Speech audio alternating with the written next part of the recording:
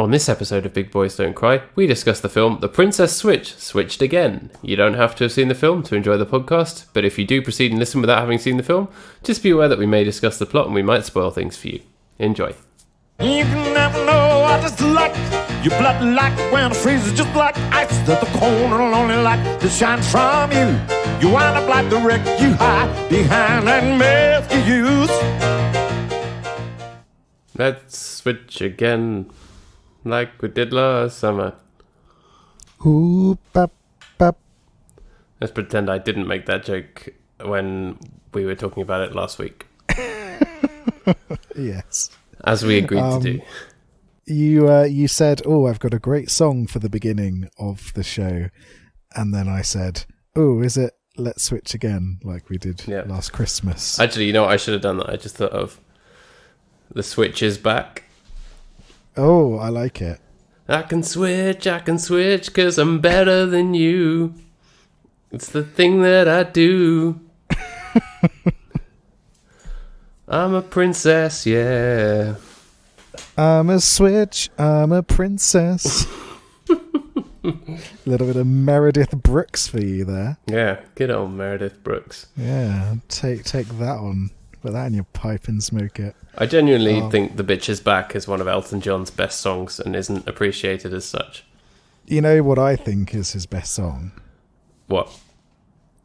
The recent video of him doing I'm Still Standing.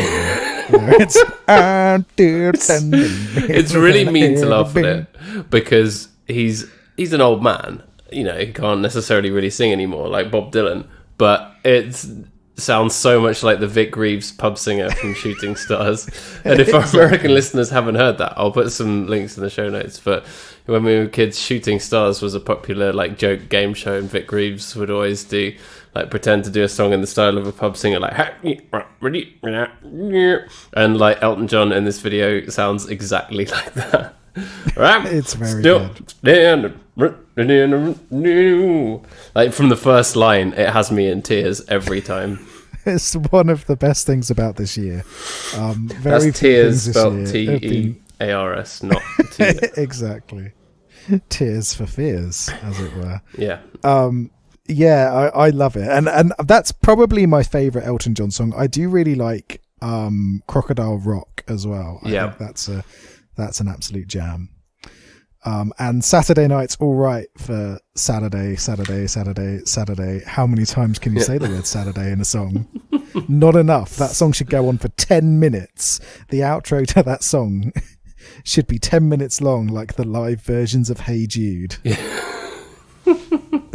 Oh, you mean Hey Dude, as it should have been known. Yeah, Hey Dude. Yeah. That was the Terrible Beatles song. Terrible Beatles film. Yeah. With Terrible Beatles song. There's no such thing apart from While My Guitar Gently Weeps. Excuse me. Bungalow Bill would like to have some words with you. There are many terrible Beatles songs. I've been listening to the Beatles a lot this week because I heard Paul McCartney was on the Adam Buxton podcast, and it was a really lovely interview. And he just comes across so well and is such a nice man, and shared a lot of interesting facts about his relationship with John Lennon and things that probably have been out there for ages but that I hadn't heard before. And yeah, it's great. He likes to bake bread. Oh, like every good person. Yeah. I like a bit of bread making. It's nice. It's very rewarding when you have a big old loaf of bread or some nice rolls when you're done. Yep.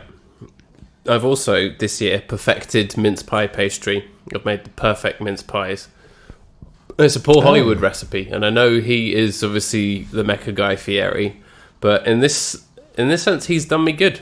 It's come out very, very well, and they've been very popular. And I also used it this week to make like a sort of chocolate ganache tart, mini tarts, instead of mince pies, for those of us who don't like mincemeat. I do, but I know it's not to everyone's taste, especially if you're below the age of 50. So, you know, this was a nice Christmas alternative. So, yeah, I'm feeling good about my baking skills at the moment. Yeah, I'm not a big fan of mince pies, but I've made them before at Christmas. I haven't this year because who's going to eat them? It would be me and my partner, and neither of us particularly likes them, so it'd be a bit of a waste. But gingerbread, you'd have to eat them out of a sense of British duty. Fuck off, British duty. Oh, sorry to say, British duty. Exactly. Yeah, it's nonsense. Yeah. I hate it. I hate much like British this week's duty. film. I have something to talk about before this week's film. I'm not ready to quite take the plunge. Well, as long as it's nonsense, then that segue still works. So fine, fire away. Well, it is nonsense, much like the new menu item at KFC for Christmas. Have you what's seen this? I don't know if I have. The gravy burger, it's called. What? So what it is, I had it tonight because we had a bad day, and we're like, you know what, we're having a cheat day. Can you get KFC on delivery or whatever? You can do, but we can't in our area. So we had to drive in to go and get it. That's dedication. We had to take the cat to the cat needed her vaccination, so we were going in anyway. And we thought, okay, you know what, get a bit of KFC whilst we're at it. And yeah, so the gravy burger it's a regular bun. Then it's a layer of what they call gravinaise on the bottom, which is clearly some kind of horrendous gravy infused mayo. Then you've got a chicken fillet, cheese, a hash brown with a little divot in it, and then they provide you with a mini pot of gravy which you pour in to fill the divot, and then you top it. So then when you bite into it, there's like a little gravy pocket that you then get. So it's almost more like a savoury donut. It is absurd. But I like that idea that you have to kind of partially assemble it yourself, like flat pack furniture. Yes. When you bought a lovely bit of furniture you thought came assembled, and then it turns out it doesn't. It's like there's a failed McDonald's burger where they were like, oh, we've got to keep the salad in our burgers nice and fresh. So it came in this double-sized styrofoam box where the top half of the bun and the lettuce and everything was on one side, and then the patty was on the other, and then you could flip it yourself, which was too much work for most people, so it didn't take off. I like that idea because the salad is always horrible. So and I know you don't. I know you don't fuck with salad and burgers. Further to our previous conversation about this, yeah. The salad is pointless. You could put more cheese in there instead of salad. Well, I can't say I object to that. Yeah, where you could have salad, put in some cheese. But how was the gravy burger? It was fine. I feel very sleepy now after it. Which I think is testament to how bad it is for you. But it was fine. It was fine. I don't think I'm going to need to eat anything for another 48 hours. In fact, I probably shouldn't, else I die. I think that means it's a success. Yeah, I'd say it's a success. It's a successful one. Good. But I wonder if it'll be as successful as that, like Colonel Sanders' romantic Hallmark Channel movie that's going around. Yes, we'll have to get on that in the new year. We need to watch that. And we've also got the KFC romance video game as well that they released recently. So I think it was this year. Oh god. So yeah, we need to get on that. But yeah, I don't think, as bad as it was for me, that burger, I think maybe this week's film was worse for me. In terms of rotting your brain. Yeah, so The Princess Switch, the original Princess Switch, is a movie that we both quite liked, isn't it? Yeah, this was 2 years ago? Yes, yeah. I'm going to say, unlike A Christmas Prince trilogy, which they managed to churn out 3 in 3 years, mad respect to that. They took their time with this, and was it worth it? No, I'm sorry. It was not. So let's start with the things I like. Vanessa Hudgens has Full stop. Full stop. She has the power and the clout to not only play 2 characters, but 3 characters this time. Yeah. So they have added another lookalike. And what's really interesting is that when they mentioned a sequel, I thought maybe they'd go into some kind of history where it turns out that they're secretly siblings or half siblings or something like that. But instead, that'd be way too deep. Instead, there's still no explanation given as to why these 2 people look identical. And then they've thrown a random evil cousin into the mix for this one. Yeah. They knew that they could get away with the kind of 2 people looking completely alike. completely randomly and not being related only once. You can only do it once. Yeah. And even that is hard to pull off, because I've been trying to get an agent for a novel that I've written with a similar plot for quite a while now, and it's not working for me. What if you got someone who looks like you to submit it on your behalf? Oh, yeah. Or maybe just writes emails in a similar tone to me, I guess, because that's how you do it. Yeah, just get someone to do it for me. Hello, I am Prince Patrick of Moldavia. Of Norwich. And I have a book for you to publish. You know what the real thing you should do, though, Paddy, is you should claim that your book's not being published because of cancel culture, and then get a Patreon for idiots on the right wing to give you money to show it to those woke lefties. Get on Parler and get them. I'm sure all the very, very open and liberal people on Parler would be very up for reading my transatlantic lesbian baseball romance novel that I'm trying to show. I refuse to call it Parler. It's Parlay. Oh, Parlay. Sorry, my bad. It's the French for speak. Parlay. Yes, it's a French social network, isn't it? They might call it Parler, but if they do, that's all the more reason to call it Parlay, because that's what it should be. Yeah. So, fuck you, Parlay. Fuck you, if you're Gab. not French, you should be. If you're not French, you should be. And give us your money, because we're really showing it to the woke lefties. Yeah, give us all the money. Give us a spot on Spiked Online. Give us a regular column in the Telegraph, because we're really out there. Yeah, and conservatism is the new punk rock. Yeah, and being transphobic is the new punk rock. Yeah, and we're really standing up for the rights of different people. Yeah, because white people need a voice too. Yeah. Yeah, and all of this basically is a really, really long strategy to get me to appear as a guest on the Joe Rogan Experience. Yeah, I'm after Question Time, you're after Joe Rogan. We're going to share gobshittery across the transatlantic gobshittery.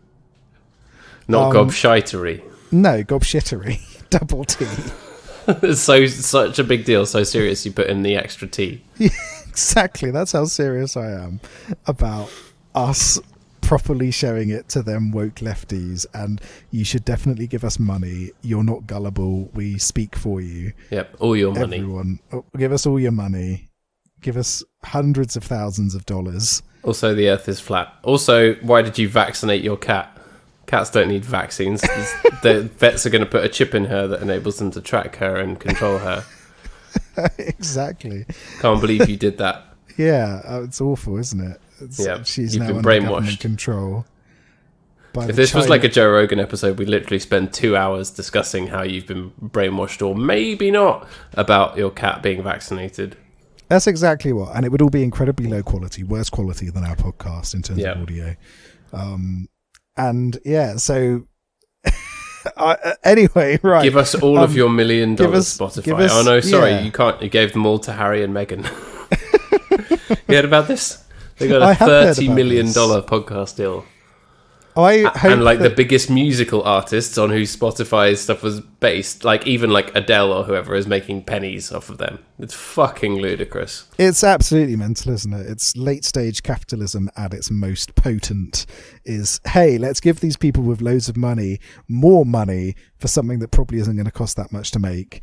But the people who actually made us all the cash in the first place, no worries about them. It's fine. They can just make do. Something that isn't going to cost that much to make, if anything, and with like literally two of the richest people in the world. Even having seceded from the royal family, they're still extremely wealthy. Yes, yeah, exactly. But what is their podcast going to be about? Do you reckon they're going to watch romantic comedies? Because if so, I'm furious. I'm going to be fucking livid if they do that, honestly. Unless they talk about the Princess switched again, in which case she could be like, well, I am kind of a princess. I'd like to switch with someone. And then they could actually do it for fun. That would be good. Yeah. Or maybe they'll talk about Non's Island and how a certain member of their family should probably be there. That would be so good. Nonce attack. $30 million for that. Can you imagine that? Harry and The Meghan's biggest nonce troll check. on everyone. I mean, I'd love them even more if they did that. Can you imagine how furious the right-wing press would be in this country if they devoted their podcast to bringing down a member of the royal family that the right-wing press has been trying to protect for such a long time? What if it was really gritty, a sort of Ross Kemp on Gangs style podcast? I'd love that. That'd be so good.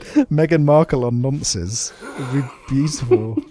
Right, Harry, Meghan, get in touch. We'll help with this. Yeah. We'll help with this for a very small cut of your 30 million. Yeah, just we won't a little ask bit. much. We'll take 1 million each, and that'll be fine. That'll easily cover our expenses. Come on, my son needs shoes. I need shoes. I am Yeah, you're my son. large adult son. Anyway, there are no royal nonces in the Princess Switch switched again. But yeah, so basically it's more of the same, but now there's another person and this person is evil. So we've got Fiona, isn't it? Fiona is the new Vanessa Hudgens clone in this. I choose to believe that they are clones, by the way. This is all going to be revealed in Princess Switch 3, where actually they've been cloning Vanessa Hudgens and placing her in all of these different countries. And they visit the Vanessa Hudgens clone planet and they say that they're on schedule. Yes, exactly. In the next film, Vanessa Hudgens will also be playing herself, and she'll find out about this plan to clone her and put her everywhere, and she's just one of this number of clones that have been put around the world. But yeah, so now we've got another Vanessa Hudgens, and she's after money. So the switch this time is a nefarious switch.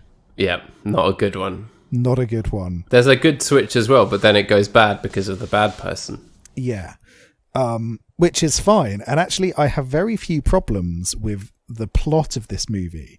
I think it's fun, and I think you need this level of nonsense in a film like this. Yeah, the plot is not the problem, but it's the pacing that really is the issue, isn't it? Because the plot all happens in kind of the last 20 minutes of the film, when actually you needed to spend a bit more time on Vanessa Hudgens' new role as the evil cousin, right? Instead, they spend a whole bunch of time on the kind of the romantic will they, won't they thing of her and the sexy baking man from Chicago and all of that stuff, and just loads of really inconsequential guff scenes of stuff happening in the palace. And it's like, come on, give me some of the evil. Yeah, and this made me realise one of the biggest problems with Netflix's sequels in general, and you can see this across all of their hallmarky crap movies, and I don't mean that in a derogatory way. I mean that's the genre. Hallmarky crap. The genre is hallmarky crap. You know what I'm talking about. It's stuff like this. Yeah. Like that's also the Christmas a Prince. posh American surname. Hallmarky crap. No, it's double-barreled. Hallmarky David crap. Hallmarky crap. It was Crap one of the with guests a K at the and wedding two of Ps. what was that guy's name? Todger Strunk. Todger Strunk. I can't get over that. So good. But yeah, so the hallmarky crap movies, like A Christmas Prince, like The Princess Switch, like The Night Before Christmas, all of that stuff that really is meant to tap into that Hallmark Channel nonsense feel. The first movies are generally fine, but then you get the sequel, and what Netflix constantly does is that they make the mistake that they believe that the audience is interested in the characters rather than the story. And what often works, and thankfully actually the Christmas Prince 1 and 2 really managed to circumvent this, and the sequel's really good fun as well. But with this one, it's the same old issue where we're not interested in the inner workings of the minds of these characters. This isn't fucking There Will Be Blood. We don't care about Nobody whether drank a milkshake in this film. We don't care about whether posh English Vanessa Hudgens wants to be queen or not, and whether that's going to get in the way of her relationship with Baker Man. We don't give a shit about that. We don't care about whether handsome baking dad and posh show get back together. What we're interested in is the switching nonsense, and that story kernel from the first film is what propels it, and that's what works about this one, rather than us thinking, oh, will they, won't they? Of course we know it's going to happen. It's this kind of movie, putting in that drama just wastes runtime that could be spent with two cheeky cockneys kidnapping princesses and putting them in, and putting what's the chemical that you put over a cloth and hold it over someone's mouth? Oh, chloroform. Yeah, they chloroform her and then drag her away. We want more of that cheeky nonsense. We want more cockneys. Yeah, we want more EastEnders escapees, because I think the guy is from EastEnders, I think. Oh, really? Yeah. Well, I've already mentioned Ross Kemp, so yeah, let's go down that road. Yeah, we want more of that kind of silly nonsense. We don't want all of the earnest character-based stuff. It's rubbish. A princess switch in Albert Square. Yeah, one of them ends up... I would like to see Vanessa Hudgens do a Cockney accent. We can see that she can do posh English, slightly different posh English, and her own voice. Let's get Cockney. Let's get Scouse Vanessa Hudgens. Do you think that they tried to make the evil cousin a Cockney and she couldn't do it? So she had to just be posh with Cockney servants? No, I think it was very much playing up to movie tropes. Maybe not deliberately, instead just by nature, because this is the kind of movie that's made with zero thought or effort. Where you've got the main villain who is posh evil English, and then you've got the henchmen which are Cockney evil English. So of course they had to go down that route with them. Much like how this country is structured anyway. Exactly. But I liked evil Vanessa Hudgens, and I liked her little henchman. I thought that was really fun, and I wanted more of them ruining stuff. They didn't really get away with very much, and I think that's the main problem. Is for a film like this, when you introduce an evil switch element, like obviously Face Off is the perfect example of this. They take off Nicolas Cage's face. They put it on John Travolta's face. They take off John Travolta's face. They put it on Nicolas Cage's face. Nicolas Cage gets up to hijinks.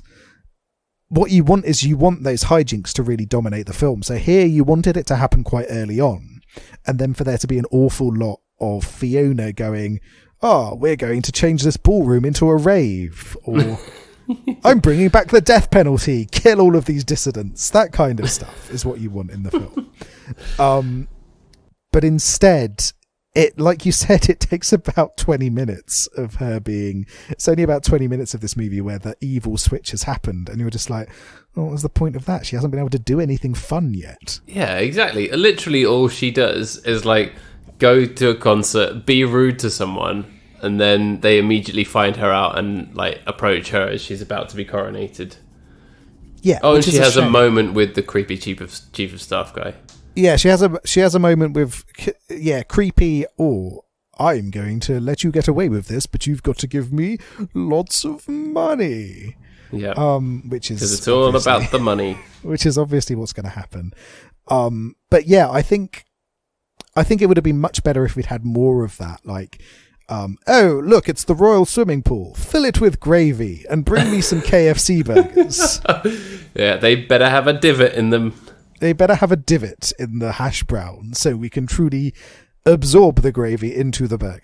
Yeah. We want more of that nonsensical evil stuff happening, because she was a really fun character. She turns up like a bad contestant in The Apprentice. Yep. Who believes far too much in her ability to do stuff. Just taking selfies and stealing stuff. Yeah, we wanted more of that theft. We wanted more of the undermining of this nation and undermining of the monarchy. Because quite simply, this series should end with the abolishment of monarchies. Yeah. In all of the associated nations of the Netflix Christmas universe. Yes. So, did you notice the cameo? I did. And I was actually disappointed by it because they didn't do it properly, did they? It's literally like one shot. If they were going to do that, they should have really genuinely at least had one scene where like, oh, of course, King Richard of Aldovia, here you are. But they obviously couldn't get them to film. So it's just like reused images from the other film, isn't it? They didn't even have to shoot it. I was like, why not just actually try and shoot a scene in it? Like genuinely make it a thing. Why not do that? That would be great. And it would actually set up the real crossover film that I want to happen. Which is going to happen. There's going to be a crossover. But it does raise a very interesting predicament. In the, I don't know if you remember, but in the first Princess Switch, Posh... They were watching it on TV. Yeah, they were watching A Christmas Prince on television. Handsome Baker Dad and Posh Vanessa Hudgens. Yeah. Yet here... they appear in person.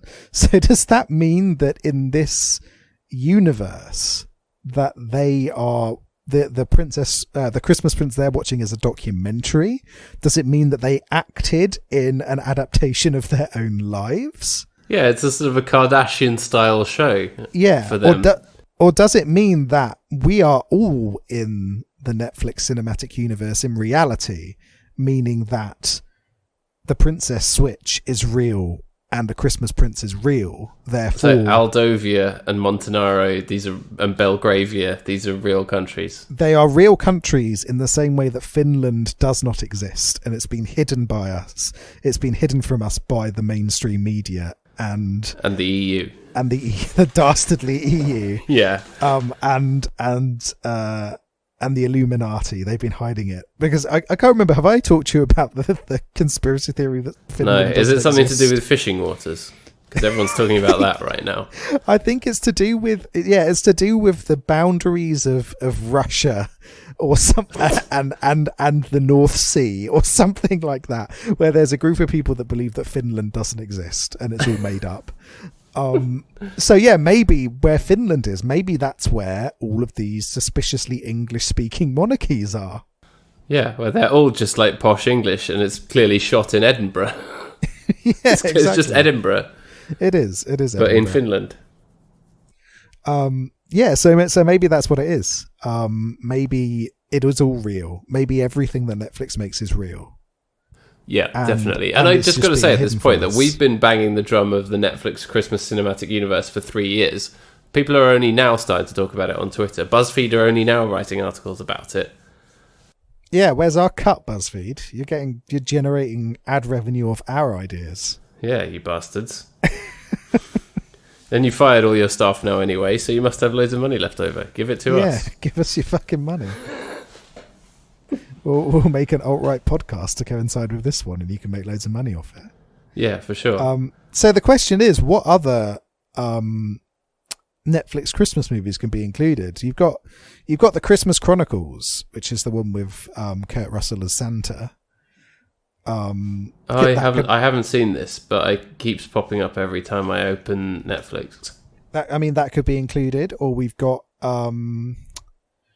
Let It Snow, which is we watched last year, which is based on a Pancake House or Waffle House or whatever. Maybe the princesses and the princes could visit the Waffle House and they could all hang out. Yeah. Now, is the Sir Nighty Night of Norwich, is that part of it or no? Because that's a double Vanessa Hudgens, isn't it? Yeah, well, maybe she is another one of the lookalikes and is another one of the Vanessa Hudgens clones. Oh, of course, yeah. She could be in infinite films in this, couldn't she? That's the thing. They could add her into everything because they've just been cloning her over and over and over again. Yeah. Infinite Hudgens. What about Holiday? There's Christmas in Holiday. Yep, there is. He's no knights. He's some kind of sportsman. I've already forgotten. He's a sportsman of some description, isn't he? He's a golf man. He's a golf man. So maybe the Christmas. And you know what you get a lot of in golf? Divots. Could be filled with gravy by a maniac princess who has gone mad with power. Yeah, I want Game of Thrones in the Christmas Netflix cinematic universe, where one of the princesses goes mad with power like Daenerys Targaryen and is like, fill the world with gravy. I want it to run brown with the blood of the gravy people. Winter is coming, and with it, a special KFC promotion. And with it, a special burger. Yeah, exactly. Yeah, I want all of this. This could all work. This could all happen together. Yeah. And Netflix, do your cute marketing tweets about your universe all you want. We know what's really going on. Yeah, it's gravy. That's what's going on. The gravy universe. We want the Netflix gravy universe. Yeah. Guardians of the gravy. They could go and visit an inn in New Zealand. And it could coincide with falling in love. Yep. And then the inn could serve them just gravy, like big bowls of gravy. Do you want some gravy? That's all you need. You want some gravy with your gravy?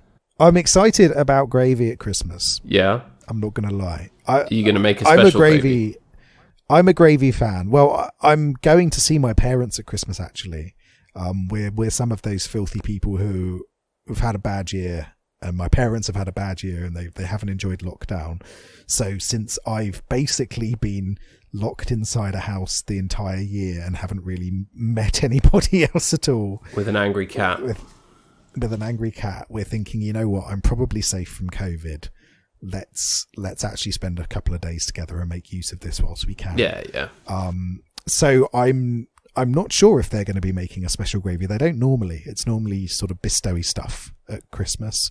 There's nothing wrong with that. But all gravy is good gravy, you know, as long as it's not too watery. It's got I was about to say, that has to be qualified by a certain level of thickness. Yeah, you can't have watery gravy. I like my gravy to be so thick that you could put a fork in it and it stands up. I want like a jelly. Down with the thickness. I want like a jelly consistency to my gravy. Yeah, it should be like jellied eels, but brown. Have you ever had jelly eels? I have not, no. I just wanted to mention that in tribute to the Cockney characters in this film. Who are all about the jellied eels. Yeah. You'd have to pay me a lot of money to eat jellied eels. I cannot imagine anything more disgusting. Indeed. But yeah, no. So I will be going with them. So I'm not sure what gravy I'm going to be having. Normally, it's the kind of bistowy one, but just gravy is a great thing to have at Christmas. Isn't it? Yeah, of course. You get gravy with everything. Some people wake up in the morning and they have a little Bucks Fizz or something like that with their breakfast. Just give me a little champagne full of gravy. Yeah. You get like chin. A tin of Cadbury's roses, but they're all like little packets of different gravies. Exactly. That's what I'm going to get you for Christmas. I've got a gravy advent calendar. different kinds of gravy behind each door. Please tell me Bisto or someone has done that. Okay, I'm just going to search gravy advent calendar. I've just done the same thing. Diptyque limited edition advent calendar 300. So it comes up with Diptyque, which is not. I got the same thing. Are we getting the same results here? Interesting. Bon Maman Jam advent calendar. Oh, that's close-ish. B&M launches chili sauce-filled advent calendar, so 24 days of hot sauce. That's quite cool. That's all right. I'd go for that. The closest I'm getting is one for dogs, which has doggy gravy bones behind each door. So I don't think that's quite. I don't think that's quite what I'm after. No, you don't like to gnaw on some bones, do you? No. I'd like to have some Knorr stocked cubes. Yeah. To help me facilitate making some good gravy. Yeah, I guess maybe it's because there isn't really that much variety in gravy, is there? That you could spread over 24 days at least. You know, there's Bisto beef granules, Bisto chicken granules. Around the time of Christmas, you get the purple tube of Bisto that's supposedly turkey granules, but you know. Yeah. I think you could do with different herbs, couldn't you? You could add a different herb to each one, and you could have the different, you know, you've got your beef gravy, you've got your turkey gravy, your chicken gravy. Or does it start to just get increasingly obscure meat as it goes along? So, you know, crocodile gravy, pigeon stock, crocodile stock. Crocodile stocking is something shocking when it's in your advent calendar. There you go. Your favourite Elton John song. Yeah, put it in. I think we're on to a winner here. I think we could make sufficient gravies to fill 25 days. Yeah. And then you get like an ornamental gravy boat to put it all in at the end. Exactly. Genuinely, there are so many shit ideas out there that I am surprised this hasn't been done. Bisto, give us a fucking gravy calendar. Bisto should have done it. You dickheads. Come on. Give us a gravy advent calendar. I'm furious that it doesn't exist. This has genuinely ruined my year. Do you think it would be better in like little pots? You know, like the little Bon Maman jam pots, or like sachets? I want it free flowing. I want it dripping out of the doors as I get it. No packaging. You've got to French kiss each door of the Advent calendar. So like when you buy it in the shop, it's kind of dripping. Yeah, it's got already. like plastic wrap like a Philly around it. cheesesteak. Yeah, it's got plastic wrap around it, and you can see just little spots of gravy, and you've got to keep it horizontal all the way home, and then with each day, it's still got the shitty paper doors, so it's still dripping out constantly. So you just got to pull them open and just properly make out with the door of your Advent calendar to get all that gravy goodness. Yeah. No time to dip a little Yorkshire pudding or something. There's a real knack to it, isn't there? Yeah, exactly. This isn't an Advent calendar for babies like your chocolate ones. You've got to come towards this Advent calendar with strategy in mind. Yeah, timing is everything. Yeah, exactly. Yeah. Oh dear. But I tell you what, the prince in The Princess Switch, he looks like the kind of man that would make out with a little pot full of gravy, doesn't he? I think he's a gravy man. I think he's a gravy fiend. I wouldn't trust him around my gravy. No, there'd be none left. Yeah, I'd be like, oh, can you watch the gravy and make sure it doesn't get too thick on the hob? And you come back and he's just got like gravy stains around his mouth, and it's like, oh, I'm sorry, it slipped into my mouth. The clumsy chef man here knocked it over. Yeah, exactly. That he's the kind of, I wouldn't trust him around gravy. No, definitely. He is nothing in comparison to our Christmas Prince. I'm just going to say that. Yeah, King Richard of Valdovia. He's the kind of man that would get given a podcast by Spotify. 100%. Yeah. Whereas the prince from and what's funny is that the prince from the Princess Switch, he's kind of a non-entity in the second movie. Yeah. he has nothing to do at all. He's not in on the Switch, and then he is, and it's just like, yeah, who cares? He's just like there literally to kind of help distract the wife, help distract his wife. Sorry, no, the child needs to distract him so that his wife, who's Vanessa Hudgens, can switch with the other Vanessa Hudgens so that she can have some time with sexy baking man in the like children's Christmas market thing. Yeah. Yeah. Yeah, so he's kind of just there to be duped for a little while and to buy some presents for people.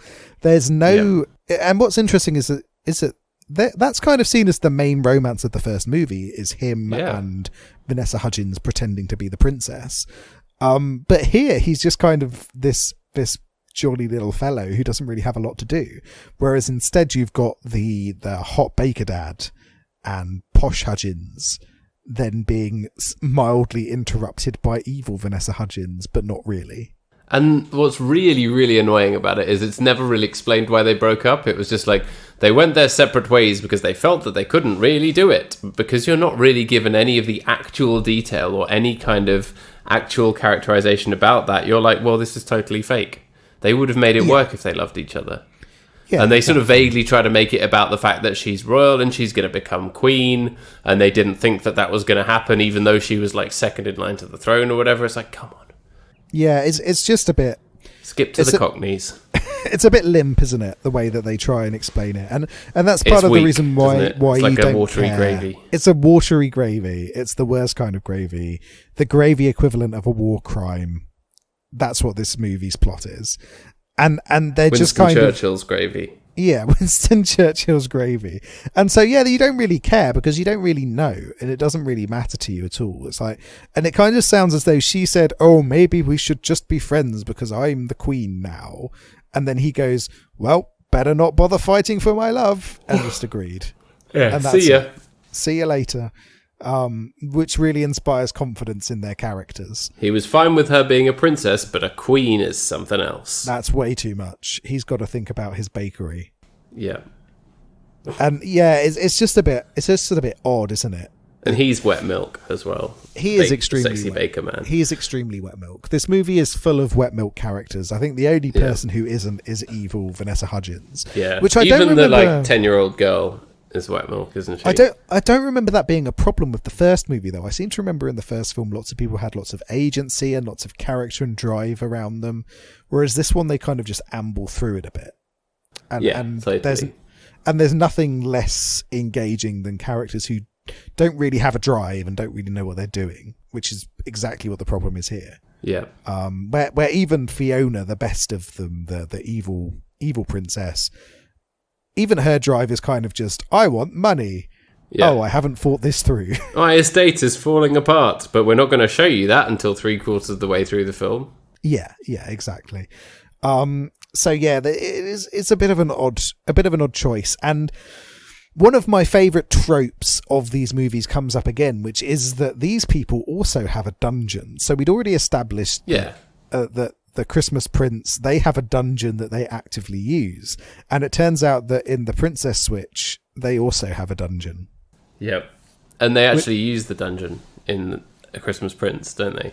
They do, yeah. And they use it here as well. Well, you don't see it, but it's where they take the Prime Minister / advisor guy, and then they take their cousin, which I think would probably cause a diplomatic incident. Yeah. If she was just suddenly imprisoned in a dungeon.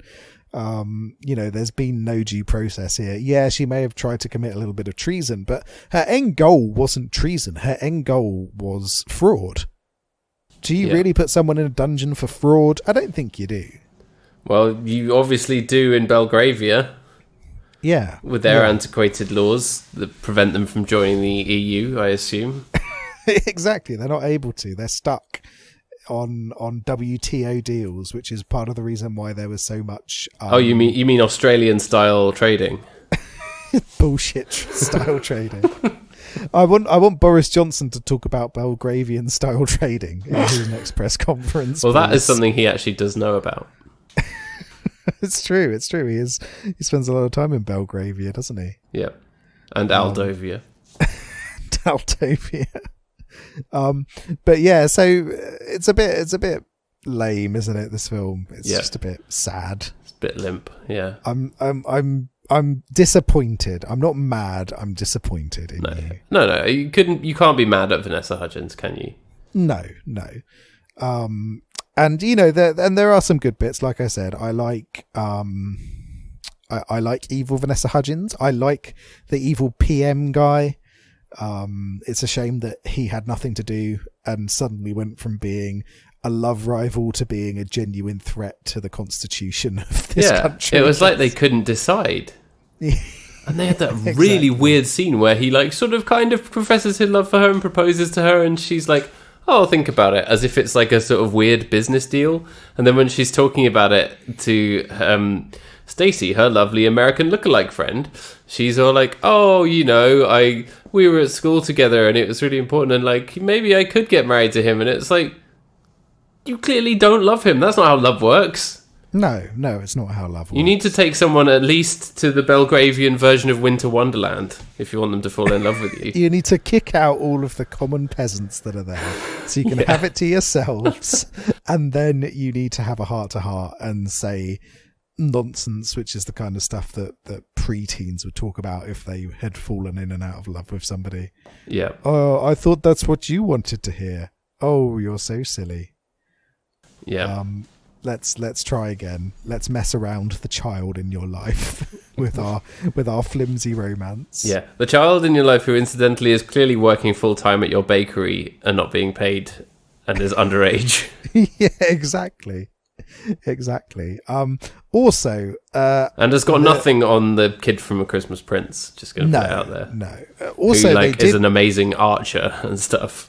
They did, yeah. The kid from The Christmas Prince is a super hacker, amazing archer, genuinely really fun character, and probably my favourite part of those movies. I think she's great. Yeah. Whereas this one, I mean, did you even notice that they recast from the first movie? Because I didn't. Did they? Oh no, I didn't. I'm sure if I'd watched it recently, I can remember, because I had very little memory of the first film other than Vanessa Hudgens was in it twice and she was lovely, and there was the guy from Nashville, and he's a prince and whatever.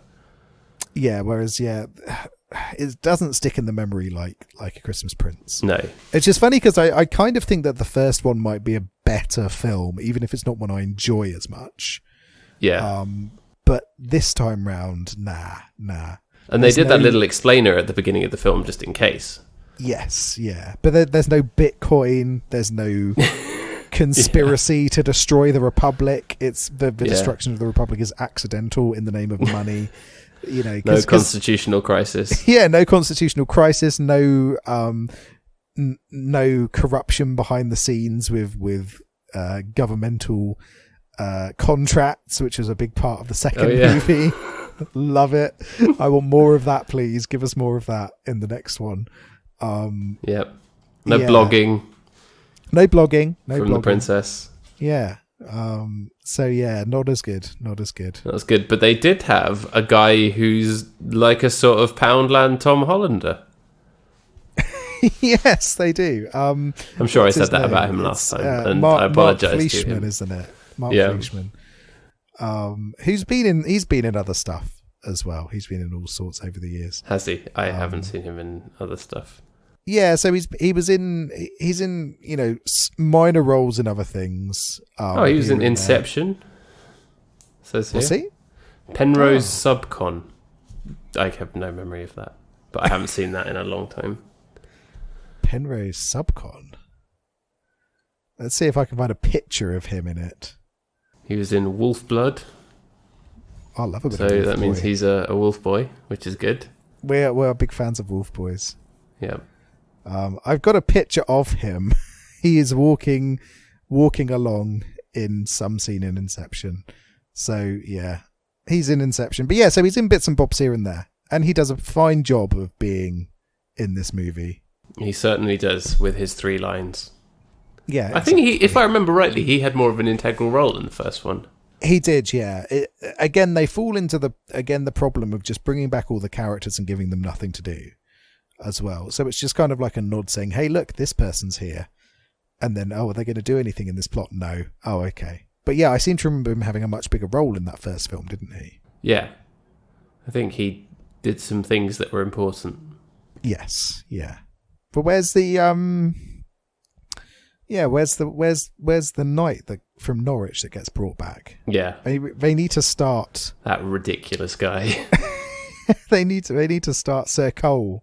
They need to start combining all of these movies together properly. I know they've hinted at it. They got this little cameo here, but really we need more. If you're gonna do it, you got to do it with your whole ass. Is what I'm gonna say to you, Netflix. Yeah, exactly. Get on it.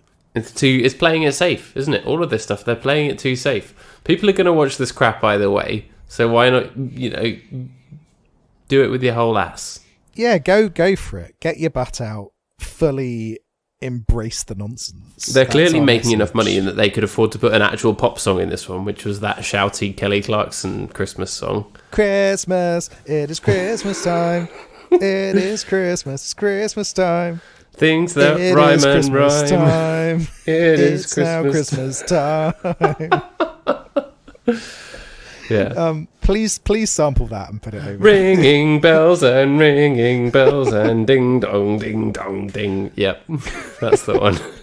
Every time it comes on, I'm just like, oh god, I can't. Yeah, it's so loud and shouty. Please take my vocals and put it over the track. It won't be as good as your Randy Newman, but I'll do my best. I forgot about that. It's beautiful. Yeah, so Princess switched again, like we did last Christmas, is fine, I suppose. Have you got anything else you want to say about it? Just that at the beginning, she's judging a baking competition in a very small nod to the first film, and she's totally biased and gives the cake to the mistletoe guys because she kissed the man under the mistletoe. Ridiculous. Absolutely awful. It just tells you how completely corrupt that country is. Yeah, it's absolutely corrupt. I think they need to properly bring in democracy and behead their monarchs. Yeah. Get on Let them eat cake. She'd like that because she bakes. Yeah, exactly. It's all a big allegory. Yeah, I don't. Come on, bring in some. Royal families are not romantic. Royal families are a sign of a dead political system. Yeah. Get with the times, Netflix. A dead system that's worth 30 million on Spotify. Yeah, precisely. Precisely. I want the next one to be about a president. Here we go. Netflix 2021, which is good for a $60 million book deal. Just going in the other direction with Barack Obama. Yeah, a Christmas present for the president, and it's about him finding love with a delivery person. So he's like, "Oh, I'm sad because my wife died," because this is going to be one of those "My Wife's Dead" films. Oh yeah. Can we have Martin Sheen as the president? He'll always be my president. No, he's too old now. We need someone. We need a sexy young president. Yeah, or like a silver fox. So right, okay. George Clooney 10 years ago is what we're going for here. We're going to go back in time. Yeah, we're going to go back in time. You don't think George Clooney looks good now? Oh no, he does. But the kind of age we want, we want him to be like a middle-aged silver foxy. To be fair, he has got a beard now. I don't think the sexy president would have a beard. No. And he's like, "I'm sad because my wife's dead," because that's a trope that always turns up in these films. But hey, there's a UPS delivery driver and, oh, she's quite pretty. But can I, the president, go out with a delivery driver? And it turns out that they can. Yeah. And there's this whole thing about how he needs to return the gift. And so it's him and his Secret Service agents trying to chase down this UPS truck. And that's how it ends. It's like a chase, and he's like, "I need to return the gift, but I need a gift from you as well, a kiss," and then they kiss. So it's a bit like Hugh Grant and Martin McCutcheon in Love Actually, but for today's audience. For today's audience. For today's audience of Netflix hogs. So who would play these characters then? Who do you reckon? That is a tough one. How young is the UPS driver? What's the age gap? Well, I don't want it to be too big an age gap because I get really creeped out by that. Yeah. But it needs to be a bit of an age gap because this is a shit movie, and these kind of shit movies always have a bit of an age gap. So I don't know. Who would be the silver fox? Who are the silver foxes of today? I don't know. I'm looking on IMDb trying to find people. I can't think of any silver foxes. I can only think of young people. I can only think you're just thinking of Timothée Chalamet. Yeah. There's nothing he can't do. Put a beard on Timothée Chalamet. Okay, we want a man in his 40s, don't we? Yeah. Actors in 40s. So okay, the best actors in their 40s. We've got a list here. Okay, so Jude Law, but he is English, and we want it to be an American president, don't we? You don't think he could do it? Didn't he play a pope recently? He did play a pope. Oh no, that was he played the sexy young pope, didn't he? He did. In that show, Sexy Young Pope. What about Jared Butler? I hear he's really good at accents. He is very good at accents. Guaranteed to ruin any film.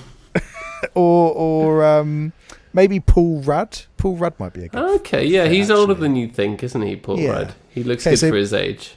So Paul Rudd is the president, and he's also Paul Rudd. President Paul Rudd. He's also a handsome man, which helps. Yeah. So I think he could pull it off. So Paul Rudd is the president, and his wife's died. So sadness there. But he's a beloved president, and then there's a UPS driver who turns up and is like, "Oh, here's a gift." And Rewind. Matthew McConaughey. Oh, okay, yeah, I'm sold. He's not silver yet, but I think he's the right age for this. Yeah, I agree with that. Sorry, Paul Rudd. Sorry, Paul Rudd. You can be Secretary of State, you fucking hack. Get over there. Okay, so yeah, Matthew McConaughey. A little bit of political backstory here. He's a Southern Democrat. He is there to unite the nation. Yeah. Where the Southern states vote for him because he's a good old Southern Democrat, baby. But he's a progressive candidate. He's managed to unite everyone together. But his wife's dead. Sadness. Dead wife. Yeah. But then this is going to be like P.S. I Love You, where P.S. I Love UPS. P.S. I love you, President. That's what it stands for. Yeah, where the present is actually coming from his dead wife. So rather than the dead boyfriend, that's it's creepy. The dead wife. And it's like, I'm going to send you a present for the 12 days of Christmas, and you've got to go on a scavenger hunt. And each day it's delivered by the same UPS lady who he slowly falls in love with over the 12 days. That totally works, and I love it. And maybe they get in on the action together. And so, like, she helps him get the gifts. And initially she's quite standoffish, and she's like, oh, he's the president. But then she realizes, hey, he's a fun Texan president. He's nice. Yeah. See, McConaughey can really be himself. I think this is the role he was born to play. Yeah, a present for the president. This is gold. So yeah, who's going to play the UPS delivery driver? Mandy Moore. Oh, yeah. Okay, that's good actually. Yeah, I can. She's see another that. person who looks great for her age and has just that kind of right level of kind of beautiful charm, doesn't she? You haven't seen the show This Is Us, have you? No, but I've heard she's very good. She's like one of the leads in that, and she is just brilliant. And she released an album this year that is very good. Oh, very good. Excellent. Yeah, because I was thinking Amy Adams, but actually... Yeah, also good. Mandy Moore would be a good fit for this, actually. I feel like she would have chemistry with Matthew McConaughey. I don't know if they've ever starred together in anything, but I feel like that would work. I can get behind this. I think this will work well. Genuinely, this is a very good idea. Yeah, so each day of the 12 days of Christmas, he gets a new gift, and he's got to balance going on this scavenger hunt from his dead wife with running the country, doing president stuff. Ben Stiller is the Secretary of State, or maybe no, Ben Stiller's the Vice President, and he's like, oh, he's going off and doing this scavenger hunt, and I've got to run the country, and so there's this whole subplot of him being like, maybe I should undermine him a bit. Yeah, he's a bit jealous. He's a bit jealous because he didn't get cast as the president, and we'll tie into that in the making of the movie, being like, wait, what did we say Paul Rudd could do? Oh yeah, no, it was Paul Rudd was the vice president. Yeah, but now that you've said Ben Stiller, I want Ben Stiller. Okay, Paul Rudd can do something, surely. Paul Rudd can remain as Secretary of State. He's the really supportive Secretary of State, because Paul Rudd's such a nice man. Yeah. That he's like, go on, dude, don't worry, we've got this. You can go off and do this scavenger hunt. Don't worry about the country. Somehow he's involved in it because he was friends with Matthew McConaughey's lovely dead wife. Yeah, so he's the one who's actually posting them or something, it turns out. And he's like, maybe Amy Adams could actually play his lovely dead wife in flashbacks. Yeah, Amy Adams is the lovely dead wife in flashbacks. Ben Stiller is the evil vice president. And Paul Rudd, he was friends with Amy Adams, and he's the one who's actually sending them all off. And he's helping some of them he gets like wrapped up in some of it because he's part of some of the things that they have to do. Yeah, and Matthew McConaughey at the end is like, oh, I don't know what to do. I love my wife, but this UPS delivery driver, she's so nice. And he's like, she would have wanted you to move on, dude. Yeah. You got to listen to Paul Rudd. And there's like, it's like the emotional dad speech, but it's emotional Secretary of State speech. Oh, that's so good. Yeah, that's great. It literally could be a scene from The West Wing, but it's like about romantic stuff. Yeah, exactly. So, and then they do this mad rush at the end, and it's for Christmas, and it's like, oh no, I've got to go and deliver a speech to pass this trade deal through Congress or some shit like that. And then there's an airport chase, but it's actually like they're going to the cargo bit of the airport instead of the regular terminal, because she's going to a UPS cargo plane to do a shift on the cargo plane. Yeah, because evil Ben Stiller has made it so that he's arranged it so that she's got to go and deliver foreign aid to a country. Yeah. Or something like that. And so she's got to go and pack it all up. And then the plan is to get her put on the plane so that Matthew McConaughey can focus on the nation again instead. But then he gets there in time and is like, don't go. Be my secretary of my heart instead. That's really good because it also reveals the nefarious dealings of Ben Stiller, and then they can fire him. And then they put him in the dungeon, which is in the White House. The White House definitely has a dungeon. Definitely. If it didn't before, it definitely has one after the 4 years of Trump, right? Oh, yeah, exactly. And I don't just mean his bedroom. Oh, snap. But yeah, so presents for the president. Netflix coming 2022. I think that gives us enough time. Perfect. This genuinely is the best film idea we've ever had. I'd watch this. I would totally watch this. Yeah, there would be so many gifs. Do you reckon we can get Matthew McConaughey in? I think that's the one challenge. Yeah, you don't think he'd be open to this? I think he would. I don't know, because he's all a serious guy now. Well, that's the thing, is he's done a lot of, he's taken a lot of knocks. He's done his rom-coms, and now he's a big old serious man. Yeah, but the president. Surely he's always wanted to play the president. That's true. We'll run it by him. And to be a president from Texas as well. Yeah, Matthew, we know you're listening. We know you listen every week. Since we talked about you in How to Lose a Guy in 10 Days. Yeah. So yeah. This is the closest you're going to get for now to being the president. Yeah. So you want it. Yeah, so get on board. Maybe we need to get Joe Biden to endorse it somehow. Like as the actual president.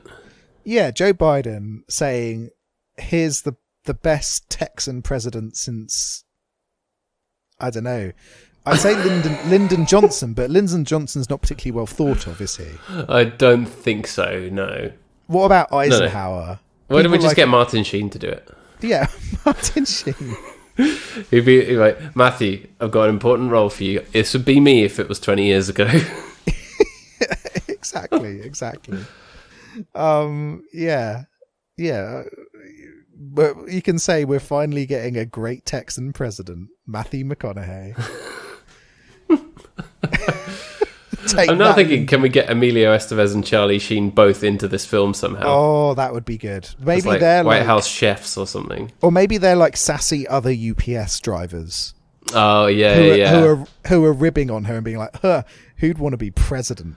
Yeah. But Emilio Estevez like secretly fancies her.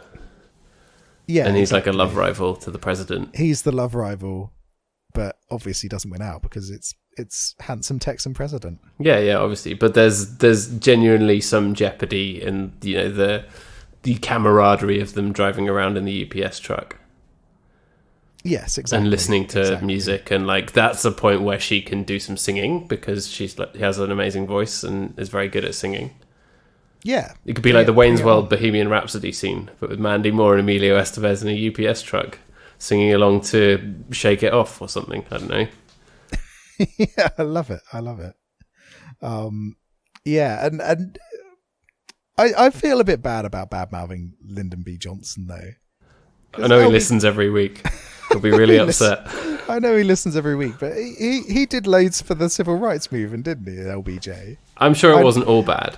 I know it's like Tony Blair. Everyone talks about Iraq, and no one talks about the fact that he extended loads of rights in other areas or whatever. I know he fucked it on Vietnam, but he did lots of good stuff for ending segregation and stuff, didn't he, LBJ? I think so. I've got to admit, my knowledge of Lyndon B. Johnson is not extensive. Welcome to the Lyndon B. Johnson cast, everybody. I mean, come on. Better than fucking Nixon, right? Oh, yeah, for sure. He was not a crook. Anyway, right. We talked a lot about presidents. Shall we wrap up? The very fact that we've probably spent more time talking about this bullshit president movie than about a movie about monarchy just tells you that monarchy is bad, right? Monarchy's well rubbish, yeah. Get out. Nonsense. Queen. There are never any good Queen. Films about monarchs. You know what? You can never trust anyone who calls himself the something. The Queen, the Edge. The president. The president. Anyway, right. How are we rating Princess Switched again? Let's see. When you get announced into a room as a monarch, how many blokes are there playing those weird long trumpets that you only ever see in those scenes? So there's only 8 trumpets, I'm afraid. For you know what I mean? The long trumpets. I know what you mean. Yeah, but I've got 8 playing for me, so it's not truly, divine monarch territory with me. No, the divine right of nonsense. Yeah, exactly. Yeah, I'll go just one higher and give it a 9 because I thought it was fun. But yeah, I agree. It's not a patch on the first one. But I am interested to see what they do with the third one. Yeah, I'm excited to see the third part of this series. I hope they really go out for it, go mad for it. Yeah, because this second one played it too safe. It did. It's not great in that respect. Yeah, just go nuts, Netflix, because you know you can afford it.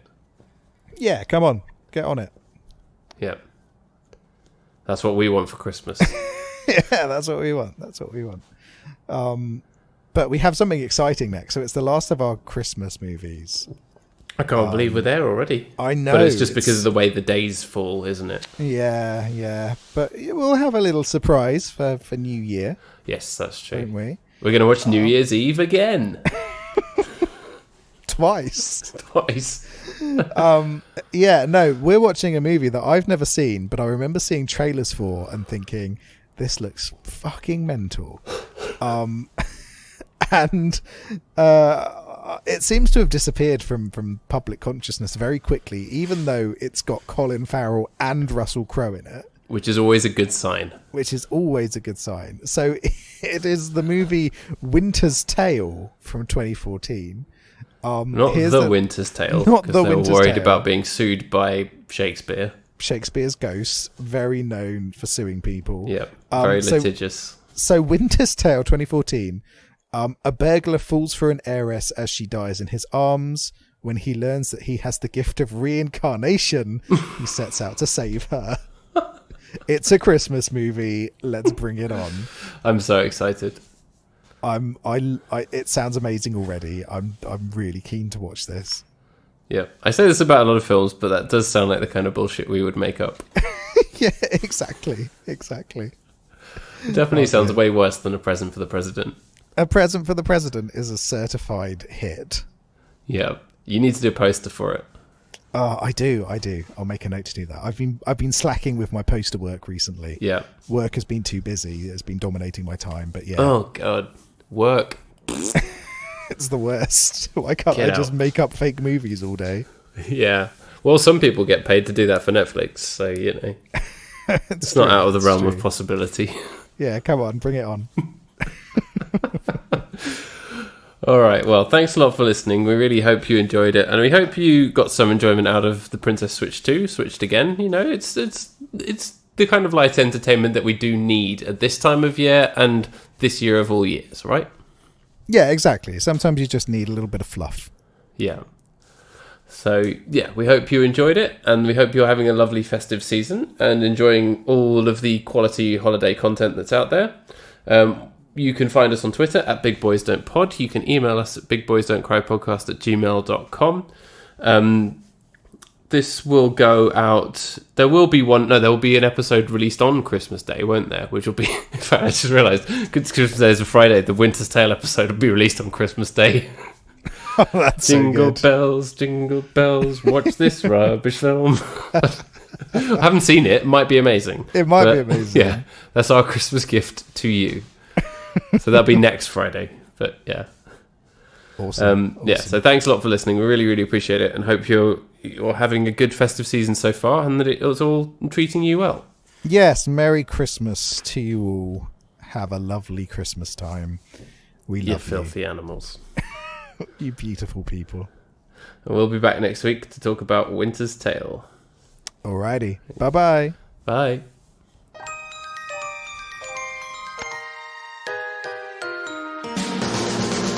Christmas, it is Christmas time. It is Christmas time. It is Christmas time. It's now Christmas time.